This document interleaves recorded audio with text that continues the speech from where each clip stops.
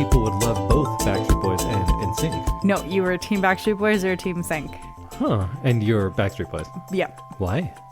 Because Nick Carter was dreamy. Oh, okay. Yeah. Nick Carter or Justin Timberlake. Those were like, and then there were the other people. I'm sure there were Backstreet Boy fans who thought that like other people in the band were dreamy, Sure. but that was kind of the main division. If somebody loved the Backstreet Boys but also liked NSYNC, did you think they were less of a Backstreet Boys fan then? They weren't like a real fan? Yeah. You had to make your choice. It was like me with Tupac and Biggie. Yeah. It wasn't until the last 5 years that I really started listening to Biggie because I was against him because I was a Tupac fan as a child. Yeah. As only Tupac refused to listen to like Mobb Deep and Biggie and Puffy. Uh-huh. I was right on Puffy because his music is terrible and he's a terrible person. Yeah. But man, Biggie was good. I didn't give him enough of a chance because I was Team Tupac. But man, Biggie had some good records. It's it's interesting. I don't know that I've ever listened to like NSYNC not on the radio. Maybe you should rediscover them now, just like I did with Biggie. I might have to. Maybe that's going to be your next big thing. Maybe my thing of the week next time will be NSYNC. That would be fantastic. I think you should listen to them and get back to us. Okay, sounds good. Well, welcome everyone to another episode of I Love This, You Should Too. My name is Indy, reluctant Biggie fan Randhawa, and with me is Samantha, Nick Carter Forever Randhawa. Yep, I got to see them twice in concert. Oh, see, I never got to see Tupac. Yeah, it's unfortunate. Yeah. Did you see them way after the fact when they came back, like relatively recently? I saw them as a kid, like in Backstreet Boy mania time with my mom, and then I got a chance to go with like friends in my like early 20s, mid 20s, and I still like as soon as like they started, I felt like a 10-year-old girl all over again. It was great. Well, Sam, what are we up to today? Well, it is our pre-episode for the big episode next week. Ooh. And we are going to have 2 spoiler-free things of the fortnight.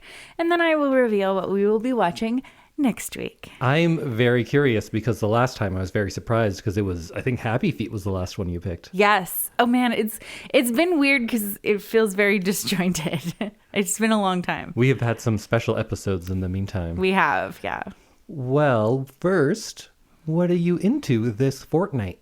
What book did I read, you mean? What book did you listen to? And was the protagonist a blonde woman or a brunette? Both. What? Yes.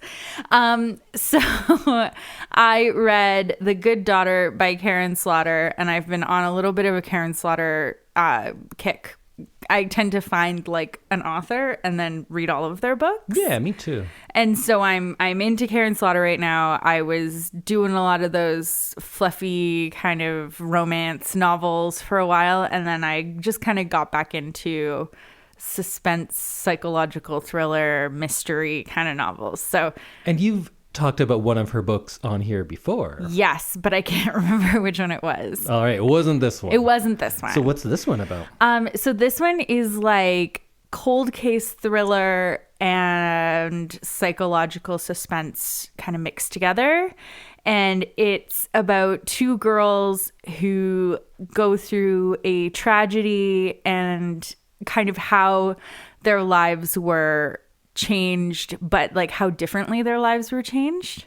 So it's about 2 sisters who live in a small town in rural Georgia. They are kind of attacked by someone in the town. Their father is a defense lawyer who defends people who the town just assumes are guilty, people accused of crimes. And so they are attacked in their family home.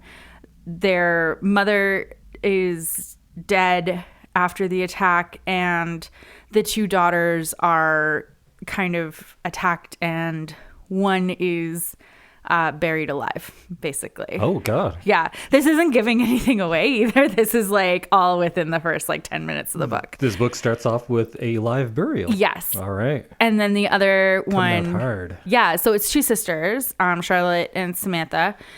You kind of get to see how their lives kind of changed because of the attack, and how they... So I guess she got out of the coffin or whatever. The grave, yes. It was a shallow grave. Okay. You get to see how they've kind of set up their lives so that this never happens again, or it could possibly happen again. Like, they have very different lives, and they reacted to this same trauma very differently. Okay. Sorry, I'm doing a really bad job of explaining this.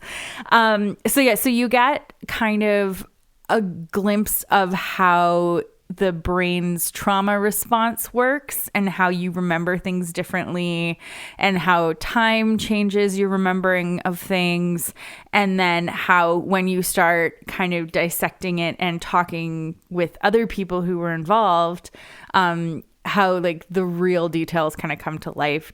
And you kind of see how your brain has like protected you or like changed the way that things happened for whatever reason. So it was kind of cool to see this from like a psychological standpoint, because you get like 4 different run-throughs of the same night at different times in the book. And then the last one is like the full details and like everything. So it was kind of a gruesome book, and it was a little hard to listen to in some points because it is a very violent crime that happens. But I really enjoyed it just from the psychological standpoint of like learning about how like witness testimony and that kind of thing can be really different based on how close you were or how far away you were from the actual like happening of the crime. So yeah. Is there a bit of that unreliable narrator and we're not sure which is the real version of reality? Yeah. Mm-hmm. Yeah. And then things start to kind of unravel and you are introduced to more people who were there. And then you kind of piece it all together and then you kind of have a good idea of what happened. And then you get all of the details at the end. And it was like really interesting to see how I'd kind of like come up with this idea in my mind, and then to see like how correct I was. And so there is a big mystery component to it as well, not just seeing how their lives diverge after this event. Yes, there's a big mystery. They both end up back in their small town. And I don't want to like give away any more of it because there is like a secondary kind of plot to it, but that is important to the twist and like the suspense of it. So yeah, so it's got lots going on in it. It was really fun to listen to, and I like kind of devoured it. So it was really good. And that's The Good Daughter? The Good Daughter by Karin Slaughter. The Good Daughter by Karin Slaughter. I didn't even realize it rhymed until just now. You haven't listened to it? You oughter. You oughter. So, Indy, what's your spoiler-free thing of the fortnight? Well, there'll be no spoilers in mine. I'm talking about... I need a good title for this. Maybe you can help me out. Asian lady rappers? Okay, yeah. Females that rap and or also Asian. Yeah. Asian women in hip-hop. Asian women in hip-hop is probably the best title. One. Yeah. Okay. I'm going to talk about some Asian women in hip-hop. Here we go. And when I do music on this lately, I keep saying, like, look, I listen to some contemporary things, but I think I've been doing that so much that people out there don't know who I am. They don't know that I mostly only listen to music from the 70s. So I think after this, I can start going back and doing old stuff again. Uh-huh. But this is all contemporary stuff. I have a bad habit, or maybe it's a good habit, of getting way too into things. And I'm not going to do that today. I'm going to be fast. I'm going to say, here are 3 artists you can listen to. Here's some stuff about them, and get out. I'm not going to sit and analyze because I get carried away, and I don't half-ass things. No, I'm a full-ass guy. All the time. Full-ass Indy. That's what they call me. I think you'd enjoy life a lot more if you just half-assed stuff. Huh. Might be a lot lighter on you. That's true. That's true. But I wouldn't know how things work. Yeah, I'm happy. Blissfully ignorant is my my mode. You are not burdened by inquisitiveness. No. That makes me sound really dumb. I do No, actually. I thought that was the best way to put it. You just don't care how things work. Like, I don't know. It doesn't matter. That's great. Care very specifically about how things work. Like, I've figured out crochet, and I actually really enjoy sitting and like figuring out new stitches. But I don't really care about how the car works. Yeah, things that don't affect you. Yeah. I bought a new knife. Then I think, what kind of steel's in there? How does the crystalline structure of steel work? And then I start reading about it. And then I got 4 books on metallurgy. Yeah.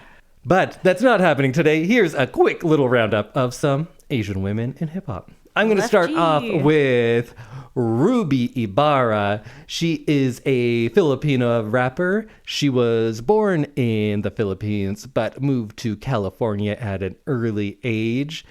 She is maybe my favorite of the 3 I'm going to talk about. She's fantastic. She's so good. She also co-founded a record label that she releases on called Bolo Music, and it highlights specifically Filipino-American artists. We are going to listen to a song called Us. I'm going to show you the video as well. I think you'll love it. It also features Working Class Classy, Faith Santia, and Rocky Rivera.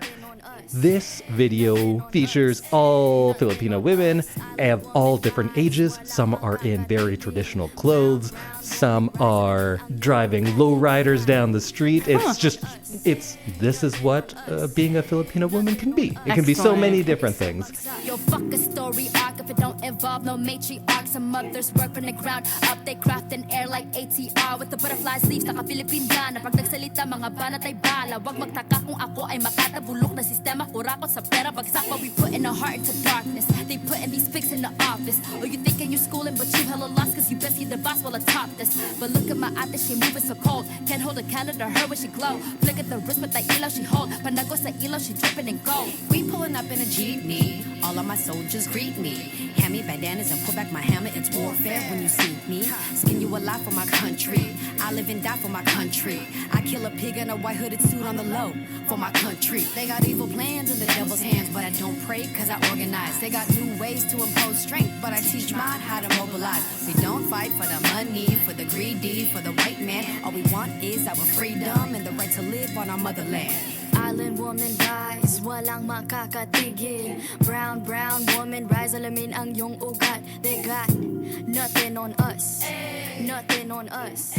So much of that song gives me chills. It's very cool. It's very, very powerful. This is a lot of the subject matter she's often talking about. It's very feminist. It's very proud.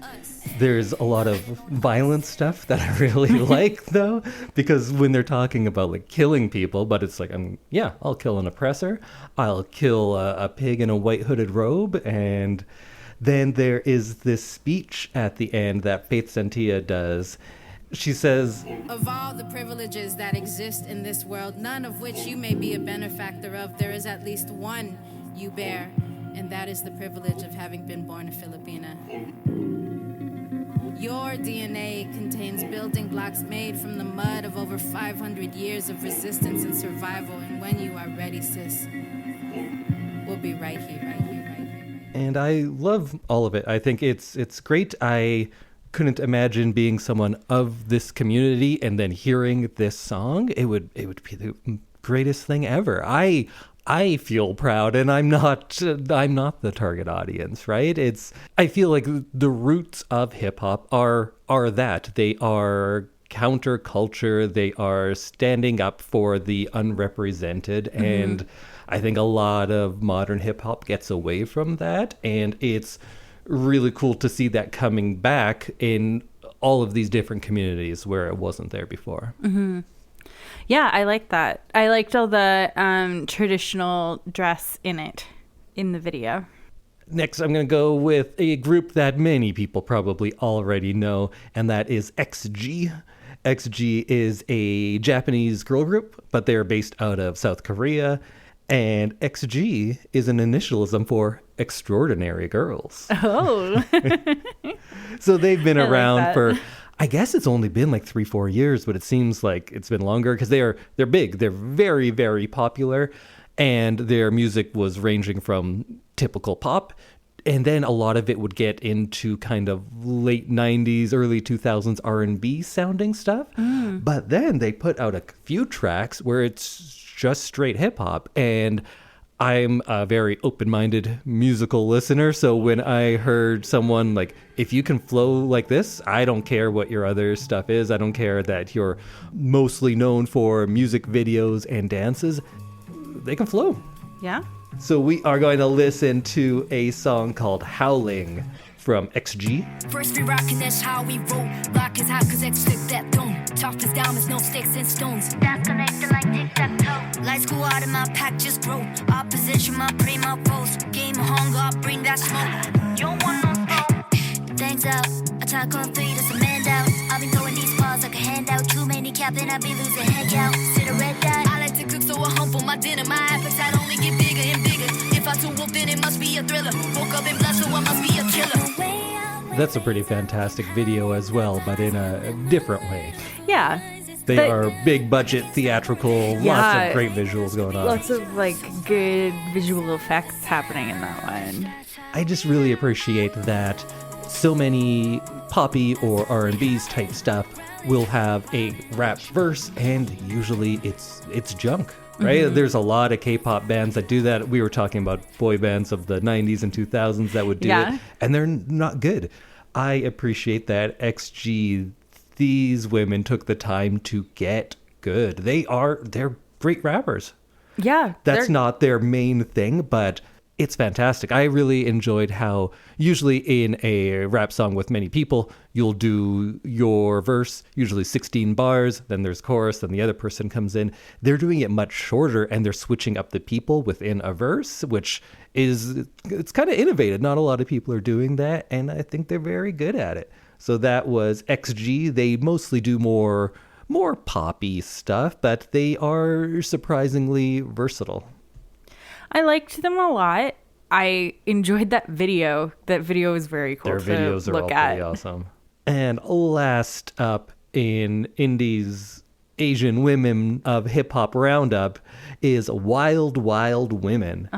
They are a all-female hip hop collective from India, mostly based in Mumbai, and they don't always perform as a group. They are a collective because there isn't a huge hip-hop scene there, and definitely not one that is overtly revolutionary, feminist, anti-capitalist. There's not a lot of it. So they have kind of banded together. It's MCs, it's DJs, it's B-girls. Again, they're kind of bringing back what hip-hop was in the late 70s and through the 80s, and that scene is emerging now in Mumbai. So let's take a look at a video for us. Well, everyone else, you can just listen to a little bit of Wild Wild Women with a title track called Wild Wild Women. Excellent.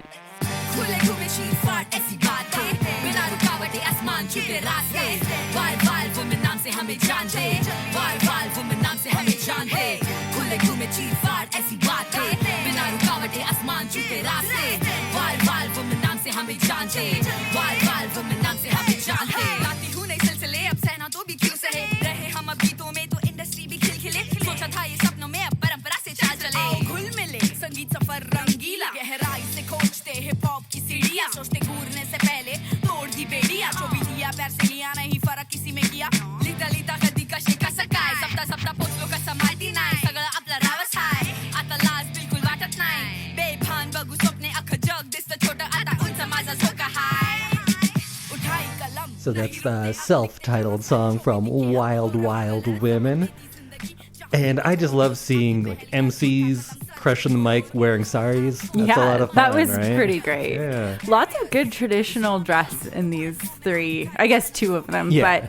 but like just really cool to see people dressing traditionally in their culture. Yeah, and I think Wild Wild Women and both Ruby Ibarra have that in common. They're using hip-hop music as a tool to both garner pride in their own culture and let other people around the world know. But it seems mostly that they are targeting women of their culture and who maybe feel underrepresented, or at least cannot be as free and as vocal as they would like to be. And all of them are saying, like, you can be. Here we are doing it. And it's very important. I like that from them a lot. I was just watching an interview with some of the women from Wild Wild Women, and someone was asking something about, like, well, your music is angry. Are you angry? And rather than saying, like, well, we kind of are, because her response was, why wouldn't I be angry? Yeah. And I was like, good point. Good point. So go check them all out. That was Ruby Ibarra, XG, but XG, like, they don't need my help. They're very big. And Wild Wild Women. And that's Indy's Asian Women in Hip Hop of this week roundup. I started, like, listening to more, and then I got into a bunch of Chinese hip hop. And maybe that should be its own thing. But I gotta say, from what I've heard, women are leading the way in China. Wow. Some of the stuff that I liked best was women doing it. That's pretty great. See, I did a pretty good job of not just going on and dissecting every little thing, huh? True. That's what we can do next week after Sam tells us what movie we're going to watch, and we'll watch it. Okay. What's it going to be? So you said you wanted more dance movies. Did I say? Yeah, that seems like something I'd say. Yeah. You said you missed our The Step Up Marathon. Step Up Marathon. That was pretty fun, actually. And you missed Bring It On, and you rebroadcasted Save the Last Dance last week. Yep. So we are going to be watching the year 2000 film Center Stage. I've heard of this, but I don't think I actually know what movie this is. So tell me about Center Stage. Okay, so it's about a group of young ballet dancers from various backgrounds who enroll at the prestigious American Ballet Academy, which is not real. It's loosely based on the School of American Ballet. And it explores issues and difficulties in the world of professional dance and how each individual copes with the stresses. And it stars Zoe Saldaña. Oh, wow. And Peter Gallagher, Donna Murphy, Amanda Schull, and a bunch of just, like, actual dancers. This was one thing. So the dancing is going to be good. It's really good. Oh, that was one thing that when this movie was written and they had the kind of the idea for it, they said, we're casting people from the ballet companies in New York for this. We're not sending a bunch of actors to ballet school for 2 weeks. We're gonna, like, actually have dancers doing this. So is this going to be a more realistic take than in what Bring It On does for cheerleading, or Step Up did for dance? So I haven't seen this in at least 10 years. I remember really liking it. I remember being really impressed with how realistic it was. This came out when I was in the midst of dancing myself. So I just remember, like, it was really good representation of what ballet actually is. I do remember when this came out because I was in high school dating a ballerina. Yeah. So I remember her talking about it, but I don't think I ever saw it. No, I'm quite sure I never saw it. Okay. Yeah, so I'm really excited to see it again. I really only remember good things about it. I think the dance in it is great. I haven't watched a trailer recently. It's still very talked about. This movie comes up in my, like, feed of various social medias at least once a year. And I don't know why I haven't had a chance to watch it. Is it beloved? It's beloved. Okay. This is like a movie that people who dance really enjoy. All right. So, I have a bunch more questions, but I feel like I just shouldn't ask them. Yes. Because then I guess the plot, and it's probably better just going, hey, there's going to be ballet. There's going to be dancing, maybe a little romance. I'd imagine. And there's lifelong friendships being built. Oh. Yeah. So we are watching 2000's Center Stage, and we will see you here next week when we talk about how much Indy loved it. Woo! And how many times he cried in it. I'm going to say so much and 6. Okay, perfect. I can't wait. To see me cry 6 times in Center Stage? Yeah. You out there can bet the over-under on 6 times crying in Center Stage. I'll see you next week. Goodbye, everybody. Bye.